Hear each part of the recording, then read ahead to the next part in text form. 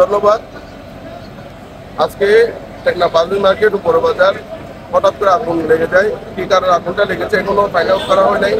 আমার মনে হচ্ছে এখানে বিদ্যুতের শর্ট সার্কিট হতে পারে এবং যে বিদ্যুতের যেভাবে প্রপারলি ম্যানেজমেন্ট করে দোকানের কাছে বিদ্যুৎ সরবরাহ করা দরকার সেভাবে বিদ্যুৎ সরবরাহ না হওয়ার কারণে হঠাৎ বারবার এই আগুন লাগে।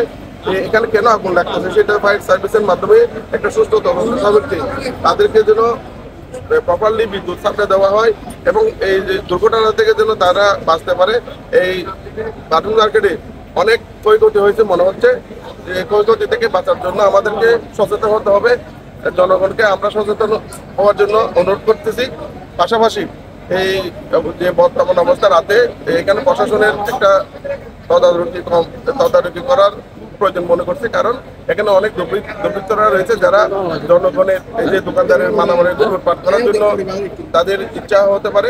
এই দুর্ঘটনা থেকে এবং দোকানদারকে যে পণ্যগুলো রয়েছে যে মালামালগুলো সেগুলো সুরক্ষিত রাখার জন্য প্রশাসনের প্রতি আমি দৃষ্টি আকর্ষণ করছি।